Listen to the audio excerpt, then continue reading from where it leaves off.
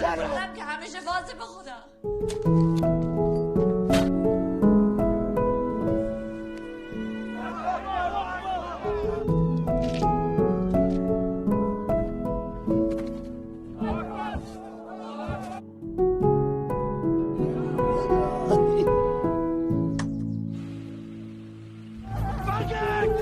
میشه همه دنیا میرسه.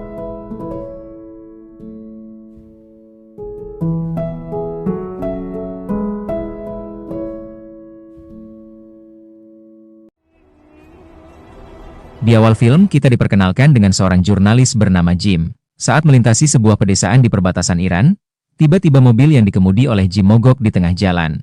Di tempat lain, kita diperkenalkan dengan seorang wanita bernama Zahra. Zahra terlihat mengusir seekor anjing liar yang lagi makan bangkai.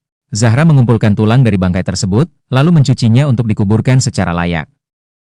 Kembali ke Jim, setelah menunggu beberapa saat, Jim mendapatkan bantuan dari mobil penumpang yang melintas. Jim sampai di sebuah bengkel milik seorang warga bernama Hashim di desa bernama Kupayeh. Secara tak sengaja, Zahra yang lewat melihat Jim membawa alat perekam suara. Zahra pun mendekati Jim dan berbicara dalam bahasa Inggris, agar orang di sana tidak mengetahui pembicaraan. Sayangnya, dua orang datang menghalangi. Yang satu bernama Ibrahim, kepala desa Kupayeh, yang satunya lagi bernama Hasan, pemuka agama di desa tersebut. Zahra diusir oleh mereka, dan mereka bilang ke Jim Zahra orang gila. Tidak lama kemudian, Jim pamit ke mereka untuk minum kopi di sebuah kedai. Diam-diam Zahra mengikuti Jim dan ia melemparkan potongan kertas, yang isinya ada tulang jari manusia dan gambar jalan menuju ke rumahnya. Sebagai seorang jurnalis, Jim merasa penasaran dan ia mendatangi rumah Zahra. Sampai di sana, Zahra meminta Jim untuk merekam apa yang akan ia ceritakan. Meskipun awalnya ragu, Jim melakukannya. Cerita Zahra dimulai dari seorang laki-laki bernama Ali. Ali bekerja sebagai sipir di sebuah penjara. Pada suatu ketika, Ali bertemu dengan Hasan untuk minta bantuan, agar istrinya bernama Soraya mau bercerai dengannya. Ali berniat mau menikah lagi dengan gadis usia 14 tahun. Ali mengancam Hasan, jika tidak mau membantu, ia akan membeberkan masa lalu Hasan kepada warga desa. Ternyata dulunya Hasan mantan narapidana di tempat Ali bekerja. Dan sekarang ia menyamar sebagai pemuka agama agar diterima oleh masyarakat. Hasan pun menjumpai Soraya, istrinya Ali. Hasan meminta agar Soraya bersedia diceraikan. Setelah Soraya diceraikan, ia bersedia menikah dengannya. Mendengar permintaan aneh Hasan, Soraya dengan tegas menolaknya. Pembicaraan Hasan ternyata didengar oleh Zahra.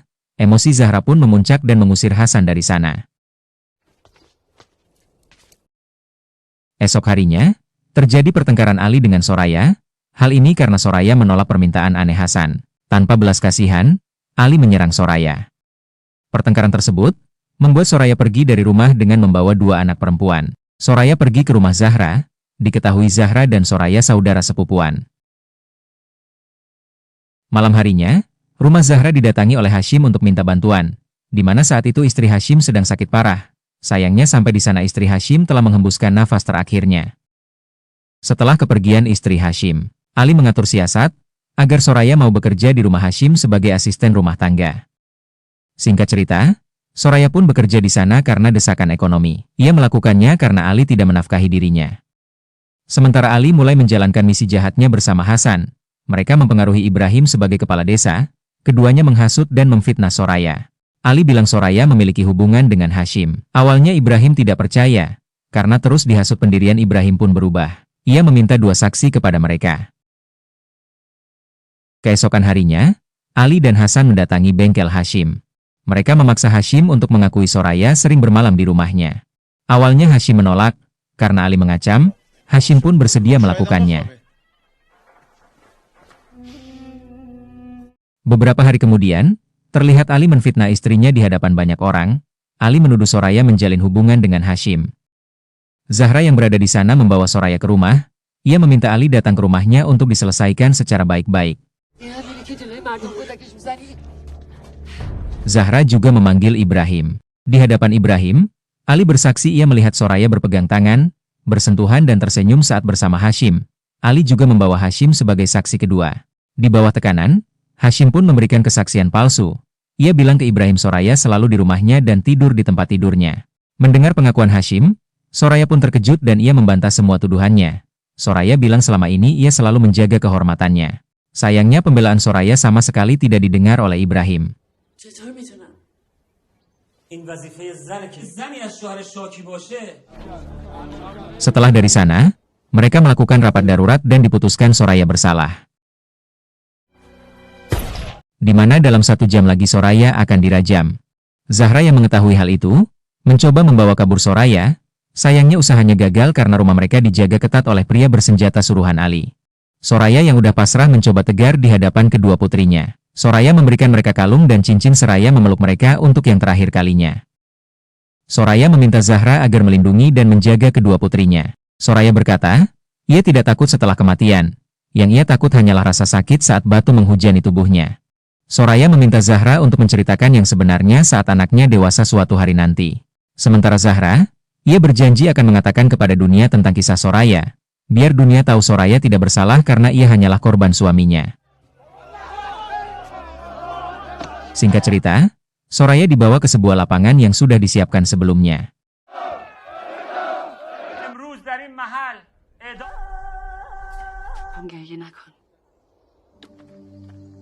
Di sana ia dikuburkan setengah badan dengan tangan terikat.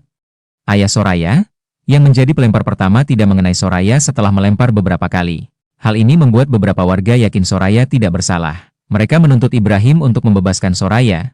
Sayangnya Hasan menghalangi Ibrahim. Di saat yang bersamaan Ali melempar batu tepat mengenai wajahnya Soraya.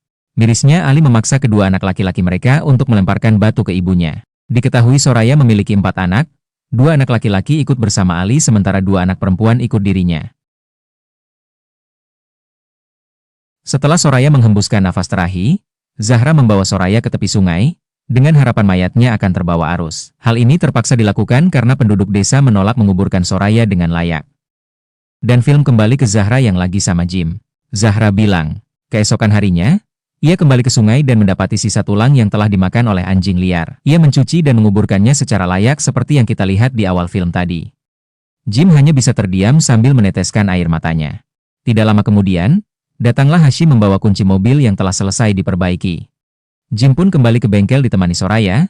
Di bengkel ternyata ada Hasan dan Ibrahim yang lagi menunggu Jim. Hasan dan Ibrahim malah dikejutkan dengan kedatangan Ali yang seharusnya menikah lagi di hari itu. Ali bilang ke mereka, ia gagal menikahi gadis umur 14 tahun karena ayahnya dieksekusi. Ternyata Ali disuap oleh si ayah untuk menikahi putrinya, asalkan ia bisa membebaskan dirinya dari hukuman mati. Hashim yang mendengar perkataan Ali bilang ke mereka, sia-sia menyingkirkan Soraya, ujung-ujungnya Ali gagal nikah. Mendengar hal itu Ibrahim pun terkejut, ia tak menyangka Hasan dan Ali menipu dirinya. Tetapi Ibrahim tidak bisa berbuat banyak karena Hasan mengancamnya, dan berkata Ibrahim ikut terlibat atas berpulangnya Soraya.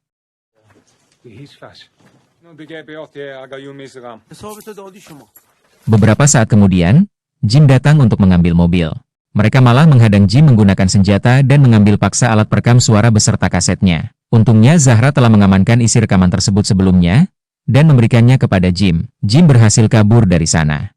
Dan Zahra sangat bersyukur, karena dunia akan segera tahu cerita yang sebenarnya tentang Soraya. Dan film pun selesai.